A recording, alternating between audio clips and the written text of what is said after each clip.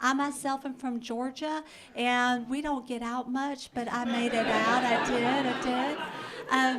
So yeah, I made it out. But back in Georgia, we have some funny sayings in the South.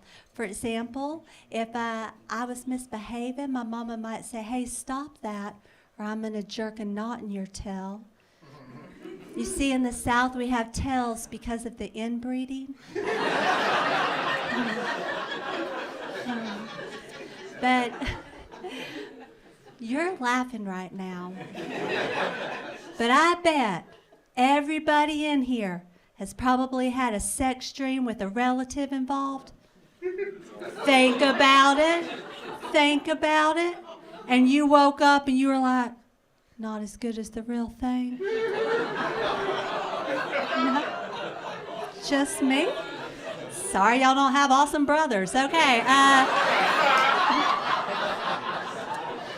But besides funny sayings, my mama also taught me to be grateful, so I count my blessings and I put them in a gratitude journal. Anyone here have a gratitude journal? Oh, you do? And what are you grateful for? Go ahead.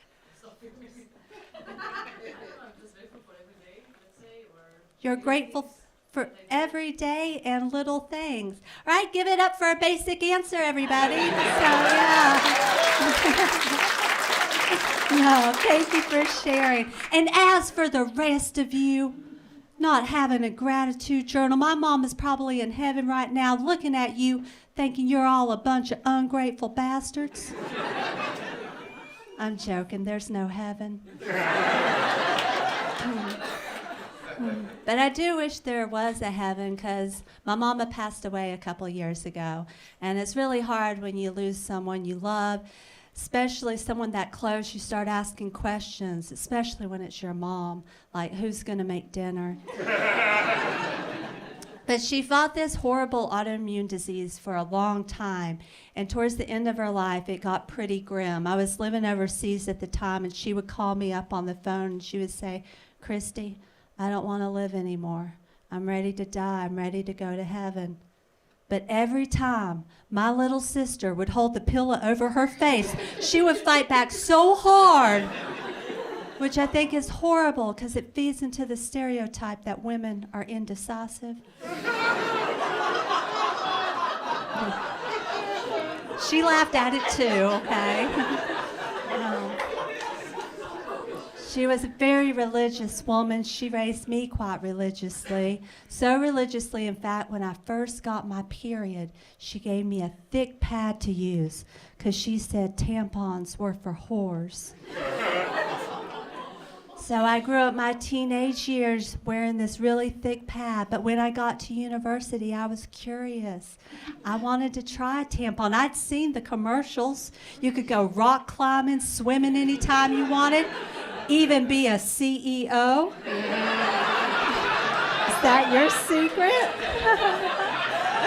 I know what you're into. So step number 1, I became a whore. And step number 2, I bought a box of tampons. I took them back to my room. I opened them up. I shoved one into my flower, and oh my, the first time having the devil's cotton finger deep inside your pleasure hole, sucking out all the moisture, it is not nice at all. So I yanked on it because I didn't want it in there anymore. But what nobody ever told me is you can't do a dry run on a tampon. I know, I blame my parents because they're related.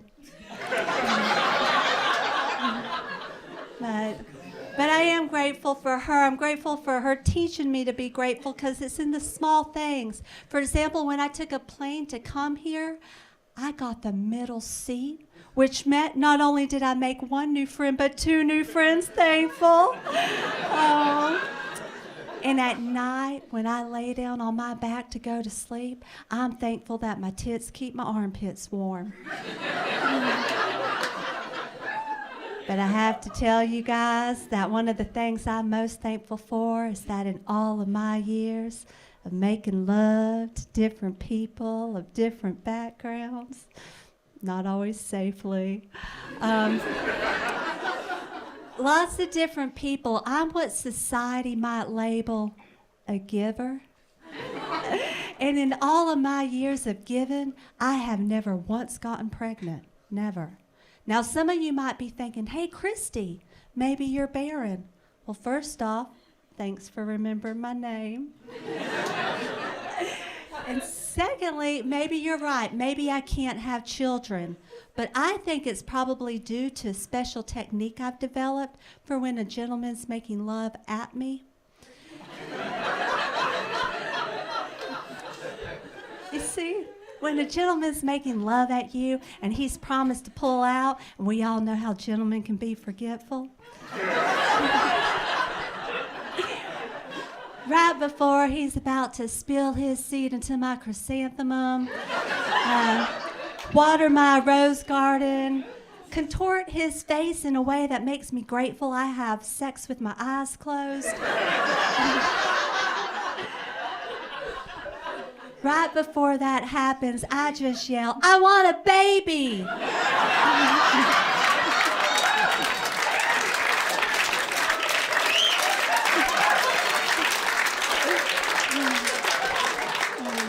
And just like that, every time, no baby, just a sticky back.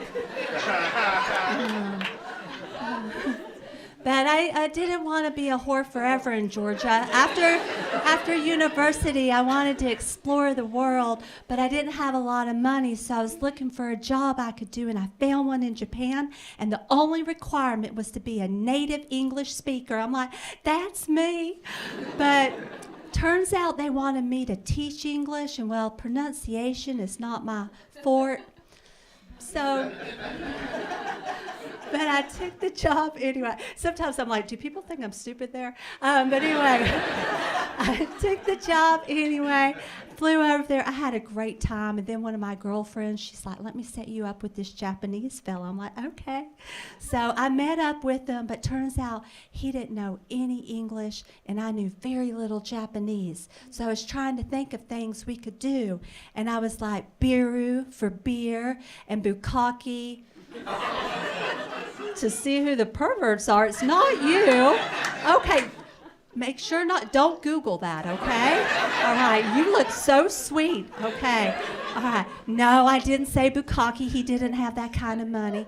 I said karaoke, so we sang songs and drank, and at the end of the night, I gave him a kiss on the cheek, and then I went home, and then I didn't hear from him for 2 days, you guys, because he was busy learning some English to impress me with. Oh, I know, right? So 2 days later, I got a knock at the door, and I opened it up, and there he was, and he looked into it. Well, he looked at my tits, and then he